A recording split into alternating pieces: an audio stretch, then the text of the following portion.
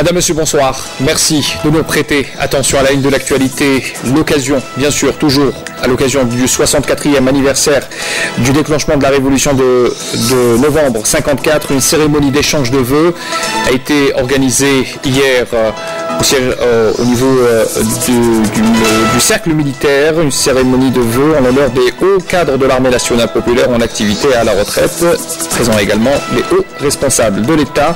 Elle a été organisée donc en soirée au cercle national de l'armée de Bnimsous. À Tlemcen, le nom de Bali Belhassan est symbole de lutte, d'abnégation et de combat contre l'occupant français durant la révolution de novembre. Ancien condamné à mort, Bali Belhassan a voué sa vie depuis l'indépendance à écrire et à conserver les documents d'époque concernant la wilaya 5, mais aussi les autres wilayas historiques. Son portrait à suivre ce soir. On parle également de Tizi Ouzou, le village d'Ahriq à Bouzguen, qui se souvient de ce 1er novembre et de ses martyrs particulièrement. Une stèle commémorative est érigée pour raviver les mémoires et se recueillir suite aux sacrifices consentis par ces héros qui ont mené une lutte sans relâche contre l'occupant français. Un reportage également à suivre dans ce journal.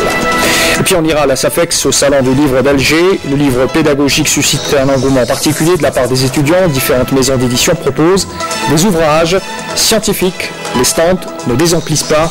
On ira sonder l'ambiance dans ce salon tout à l'heure dans ce journal. Voilà pour les titres de l'actualité. Tout d'abord, à l'occasion de la célébration du 64e anniversaire du déclenchement de la glorieuse révolution de novembre, et sous l'égide du président de la République, chef suprême des forces armées, ministre de la Défense nationale, le général de corps d'armée Ahmed Gaïd Salah, vice-ministre de la Défense nationale, chef d'état-major de l'armée nationale populaire, a présidé hier en soirée au Cercle national de l'armée à Bnimsous une cérémonie d'échange de vœux en l'honneur des hauts cadres de l'armée nationale populaire en activité et à la retraite et de hauts responsables de l'État.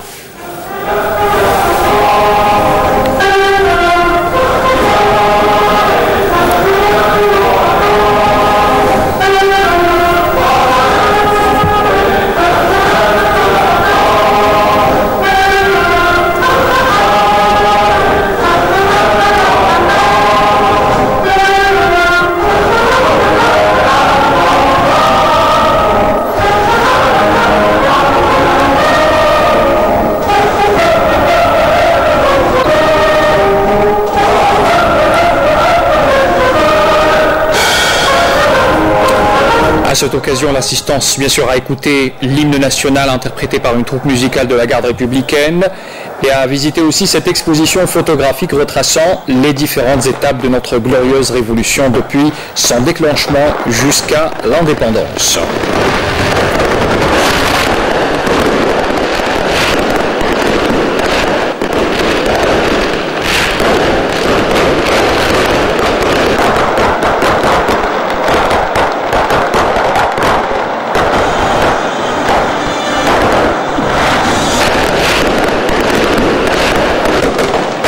À ces cérémonies, le président du Conseil de la Nation, le président de l'Assemblée populaire nationale, le président du Conseil constitutionnel, le Premier ministre et des membres du gouvernement aux côtés de personnalités nationales et de Moudjahidines.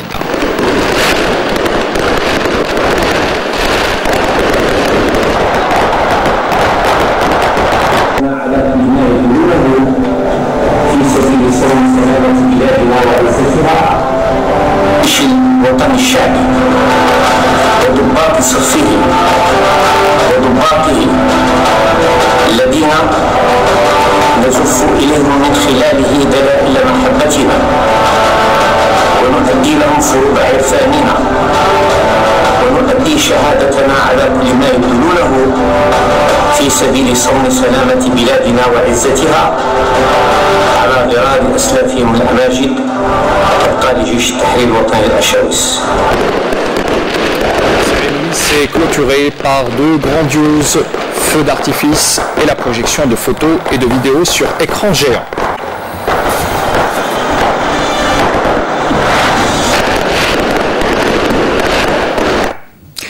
Et notez également qu'au niveau du siège de l'ambassade d'Algérie à Tunis, une cérémonie commémorant également le 64e anniversaire du déclenchement de la guerre de libération nationale a été organisé en cérémonie, une cérémonie durant laquelle l'ambassadeur d'Algérie en Tunisie, Abdelkader Hadjar, a reçu aux côtés des membres de notre communauté établie dans ce pays les vœux du chef du gouvernement tunisien Youssef Chahed. Présent à cette occasion, les deux parties ont évoqué la profonde relation historique des deux pays frères. Suite aux instructions du Haut Commandement de l'Armée nationale populaire concernant la baptisation de structures militaires au nom de martyrs de la glorieuse révolution de novembre, le général-major Smaili Mostafa, commandant de la 3e région militaire, a procédé à la baptisation de la 9e brigade de blindés au secteur opérationnel sud de Tindouf, au nom du Moudjahed Bouzid et Mohamed. C'était en présence des cadres militaires de la région. Suite à cela, la famille du martyr a été également honorée pour l'occasion. On va à Tlemcen à présent parler d'un Moudjahed, Bali Belhassan. Il est un symbole de lutte, d'abnégation et de combat contre l'occupant français durant la Révolution de novembre, ancien condamné à mort. Bali Belhassan a voué sa vie depuis l'indépendance à écrire et à conserver les documents d'époque concernant la Wilaya 5, mais aussi les autres wilayas historiques. Il a écrit des livres où il a recueilli des témoignages précieux comme ceux de l'Aqid Lotfi ou encore du docteur Ben Zajeb. Voici son portrait signé ce soir par Nora Benchir, commentaire signé à Melbourne. Ancien condamné à mort et moudjahid de la première heure, Dali Belhassan a adhéré à l'âge de 14 ans au mouvement national de libération, déterminé à lutter contre le colonialisme et la répression exercée sur le peuple algérien.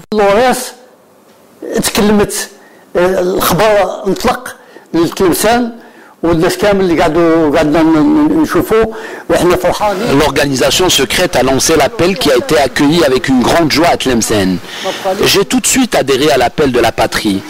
Je voulais à tout prix m'engager dans le combat contre le colonialisme. On m'a contacté, on m'a posé des questions, on m'a dit qu'on avait besoin de moi à Tlemcen en tant que fidèi.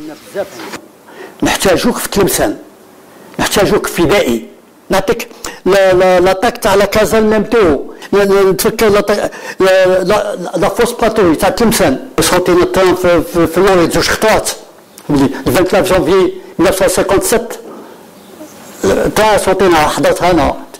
Au lendemain de l'indépendance, le moudjahid Bali Belhassan exercera en tant que directeur général des banques. Mais il n'hésitera pas à consacrer sa vie pour apporter des témoignages sur la glorieuse guerre de libération nationale. Il est en effet l'auteur de nombreux ouvrages consacrés aux héros de la révolution algérienne.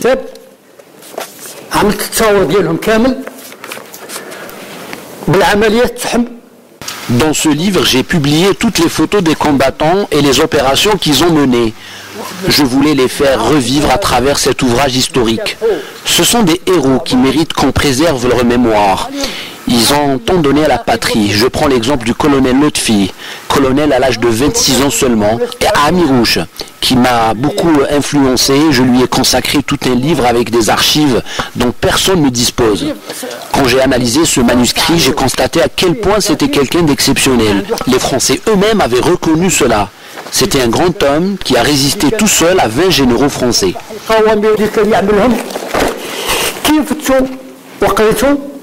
Je l'ai analysé. صبت بلي راجل عظيم يعني ما كاينش اللي يجيب يعني على حساب لي زارشيف ديال قوات فرنسا تهضر عليه بلي 20 جينيرو. Les héros de la guerre de libération nationale ne meurent jamais, eux qui ont fait preuve d'un engagement sans pareil et d'un amour inconditionnel pour l'Algérie. On va aller voir des héros également de cette guerre de libération nationale à Tizi Ouzou, dans le village d'Ahriq à Bouzguen. Les villageois se souviennent de ce 1er novembre, ils se souviennent surtout de ces martyrs. Une stèle commémorative est érigée pour raviver les mémoires, mais surtout se recueillir suite aux sacrifices consentis par ces héros qui ont mené une lutte sans relâche contre l'occupant français. Samia Boudou, reportage. Ces oliviers d'Ahriq à Bouzguen ont longtemps servi de cachette pour les moudjahidines pendant la Révolution. 22 shahids sont tombés au champ d'honneur dans cette région. Le cas de cet endroit qui abrite un mémorial érigé en l'honneur des 5 membres du commandant d'F.I.J. le shahid Mohamed Qassi Bel Abbas, Bachir Belbeidom Sila, Rachdi Mohamed Lounis, Ouazaridir et Ouaji Abdelkader. Le shahid Bel Abbas Mohamed Qassi qui avait participé à la construction du poste de commandement de l'ALN à Akfadou, était maçon et c'est lui qui avait construit cette casemate, un lieu historique que sa famille a préservé depuis. Aujourd'hui, c'est un témoin encore vivant. Le 26 septembre 1960, dans cette casemate, dès 4 h du matin, ils étaient en préparation pour faire une embuscade pour les troupes françaises. Vers les coups de 8h30, donc, un groupe de Français, des soldats français, passait par là-bas. Donc, ceux-là croyaient qu'ils vont descendre tout droit. Malheureusement, en arrivant là-bas, ils sont repliés et passés exactement par ici, à cet endroit. En arrivant ici, donc il y avait un soldat qui est monté dessus. Lorsqu'il est monté dessus, comme il avait de la tôle dessus des pierres, des cailloux, donc il y avait un bruit. Il a dit il y a quelque chose ici. Il a essayé d'ouvrir une brèche pour que les autres puissent se sauver, s'évader. Malheureusement, il y avait un terreur juste en face, derrière un olivier, qui le guettait. Donc, il a tiré sur lui, il l'a tué sur place. Le premier tué, Mohamed Qassi tué, Bachir Belbaï blessé mortellement. Donc, ils les ont transportés au ville. Le combat de la femme était aussi fort, déterminant et efficace. Le cas de cette Moudjahida parmi les seuls au village, Saïd Farrouja, issu d'une famille révolutionnaire, ex-condamné à mort, emprisonné et torturé jusqu'à l'indépendance. La maison de mes parents était le refuge des Moudjahidines, y compris les chefs de la Wilaya 3. Mon père et mes frères sont tombés au champ d'honneur et après j'étais plus que déterminée à continuer leur combat. J'ai fait la prison d'Azazga, de l'Arba'a Fiyelafen. On était sous la torture, c'était horrible.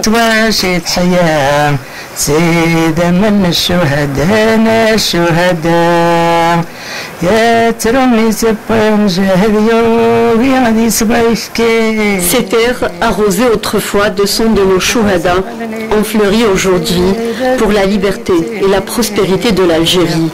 Gloire à nos chouhadas.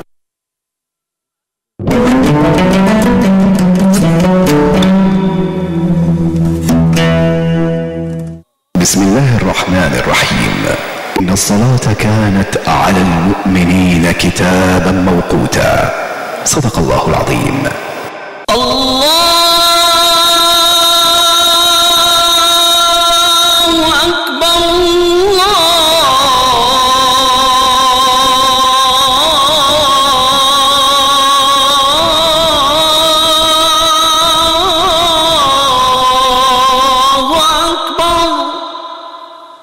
أشهد أن لا إله إلا الله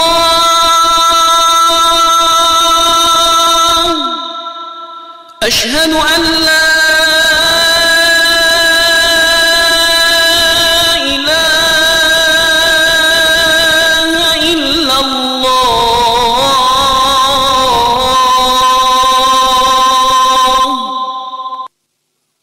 أشهد أن محمدا رسول الله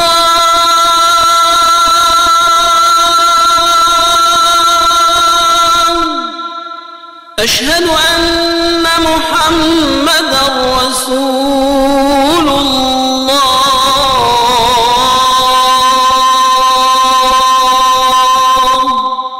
حي على الصلاة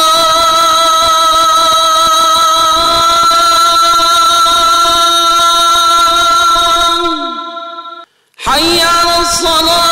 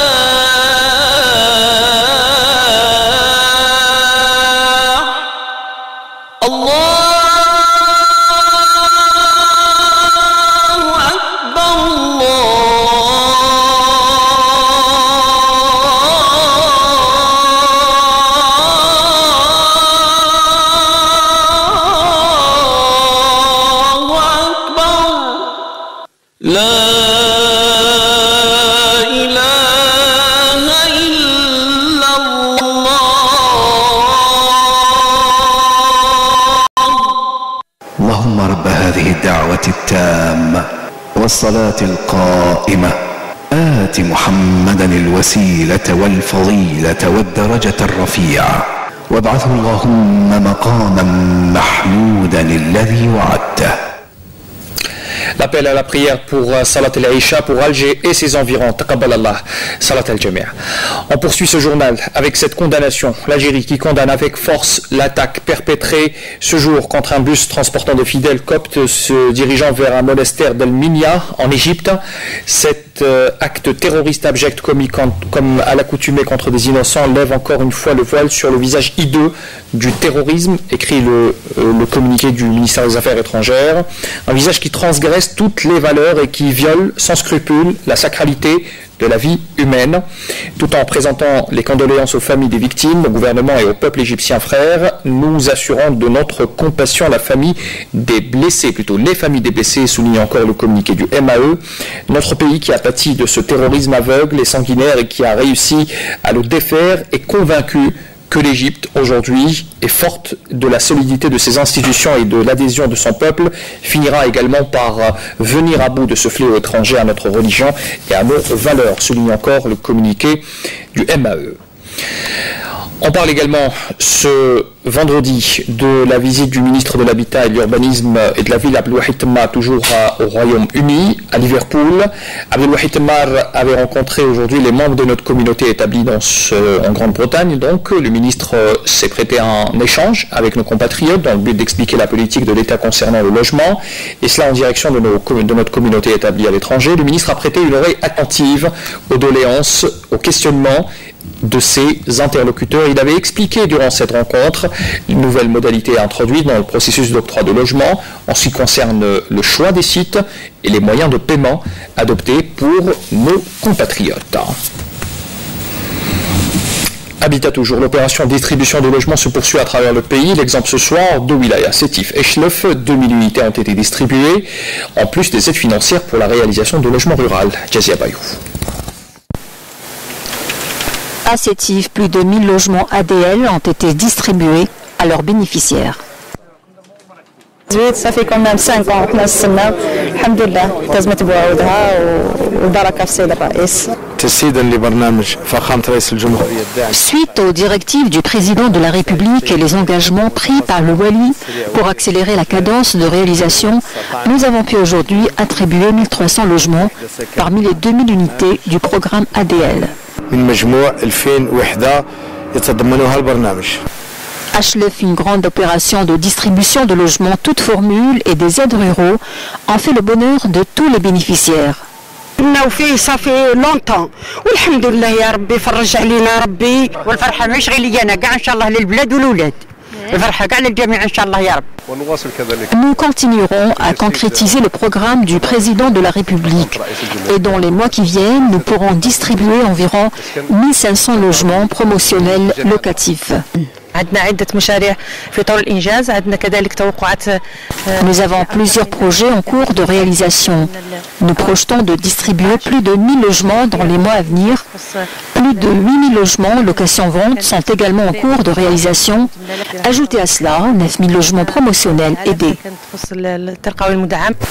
Afin de satisfaire tous les demandeurs de logements dans la wilaya de Chlef, 5000 unités toutes formules vont être ajoutées aux autres projets qui sont en cours de réalisation.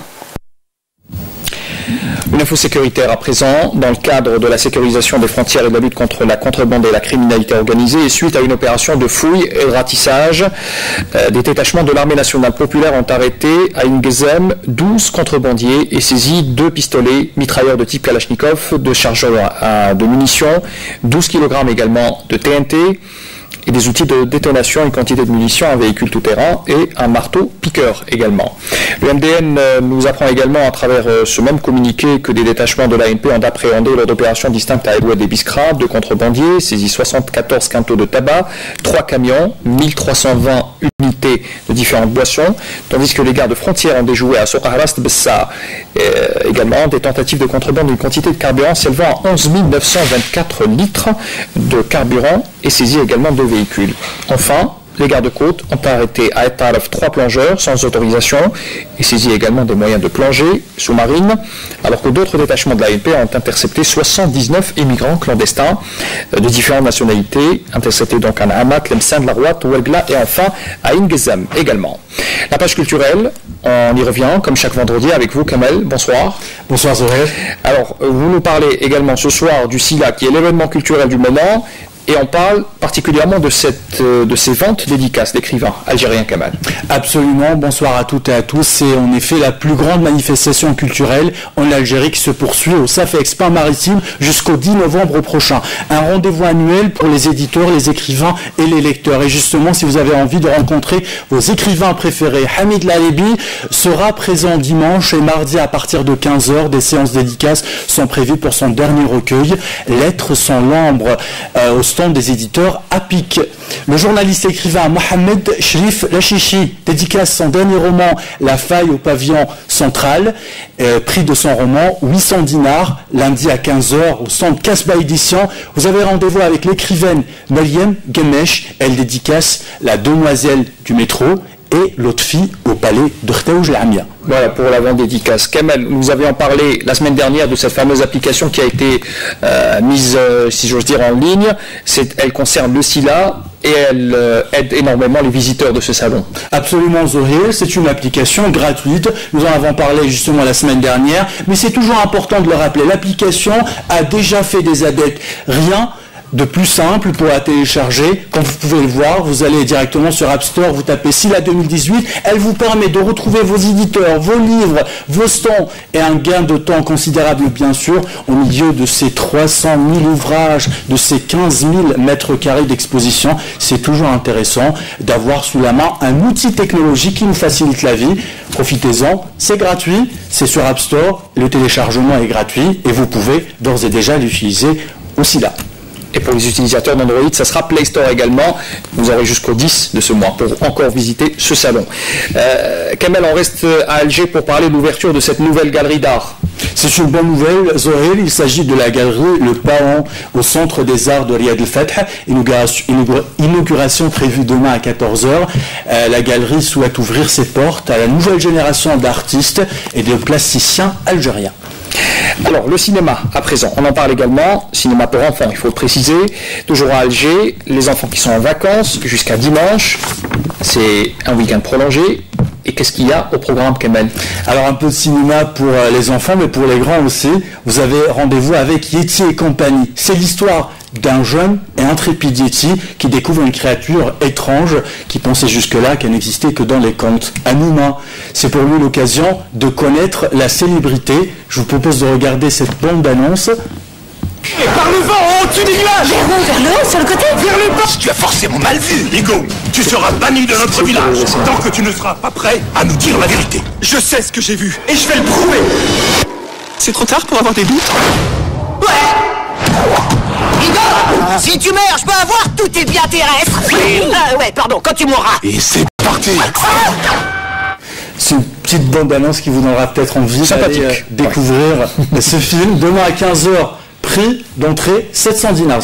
700 dinars. Alors, on passe à un spectacle particulier. Beaucoup de personnes qui aiment la culture asiatique, spécialement japonaise, seront ravis demain, j'imagine. Absolument, c'est une pièce en japonais, mais elle est sous-titrée en français, ne vous inquiétez pas, intitulée Kabu Yuri, ce qui signifie tout simplement le vendeur des laminaires. C'est demain 15h à la salle Ibn Zaydoun à Alger. Si vous n'avez pas envie, ou si vous ne pouvez pas peut-être y aller, vous pouvez retrouver le résumé de cette pièce demain à notre journal de 19h. Siam Koulouch sera sur le spectacle et elle reviendra avec un compte rendu complet. On termine en musique Kamel Swig avec bien sûr 2 événements à Paris, en France. Absolument, 2 concerts inédits. Le premier est organisé par le Centre culturel algérien de Paris, un concert de la musique arabo-andalouse demain à 20h30 avec Fawzi Khalfet et son orchestre Ahbab Sheikh Al-Arbi de Tlemcen. Prix du ticket d'entrée 15 € à vos agendas si vous êtes toujours à Paris, avec un concert inédit qui s'annonce pour le prochain Yenayel avec le trio Idir, Louni Saïd Ben Guellet et Alawa 1, 2, 3 Kabylie, un concert qui célèbre la fête de l'Inaïr de 1969 sur la scène parisienne de Bercy. Vous pouvez réserver vos places à partir de la semaine prochaine. Il y aura d'ailleurs une grande campagne de publicité qui sera menée notamment dans le métro parisien. Très bien, merci Kamel, merci pour tous ces détails et tous ces rendez-vous. On vous retrouve bien sûr avec plaisir la semaine prochaine. Toujours un plaisir de venir ici parler de culture et d'art. Et on reste avec la culture Kamel pour parler et revenir aussi sur le SILA d'Alger pour parler d'un thème particulier, le livre scientifique. Il est à l'honneur également lors de ce salon international du livre d'Alger. C'est un engouement particulier qui est constaté pour ce genre d'ouvrage, de la part des étudiants bien sûr. Les différentes maisons d'édition proposent aussi des ouvrages scientifiques et les stands ne désemplissent pas. C'est ce qu'a constaté Moulana Ouelhamoudi qui était sur place cet après-midi. Pour les chercheurs académiques, les enseignants et les étudiants visitant le salon du livre, la destination phare est bel et bien le stand de l'Office des publications universitaires. Avec plus de 100 ouvrages et 120 titres réédités, l'OPU est l'univers idéal pour la famille universitaire. Le stand enregistre chaque jour une affluence notable. On a à peu près de plusieurs disciplines, telles que médecine, technologie, littérature et surtout Tamazirt. On a 6 titres, comment apprendre Tamazirt. Et on est là au sein de l'université pour satisfaire nos étudiantes et étudiants algériens. On essaye d'être à jour avec la nouvelle technologie et tout.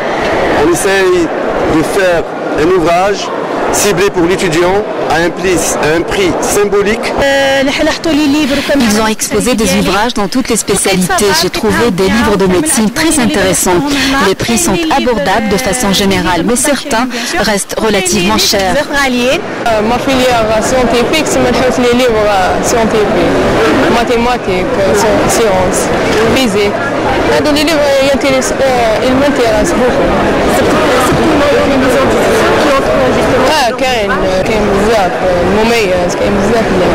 D'autres maisons d'édition, à l'image de l'ANEP et les éditions ENAG, proposent également de nombreux ouvrages scientifiques. Des livres pédagogiques dans différentes spécialités y sont exposés. Pour le livre scientifique, nous sommes plus axés sur le livre scientifique pour enfants, destiné aux enfants, en particulier tout ce qui a trait à l'archéologie, l'astrologie, la science humaine,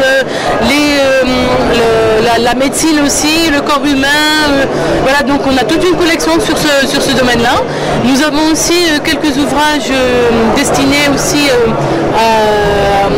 pédagogiques destinés à l'université, en particulier un livre sur le cancer du sein.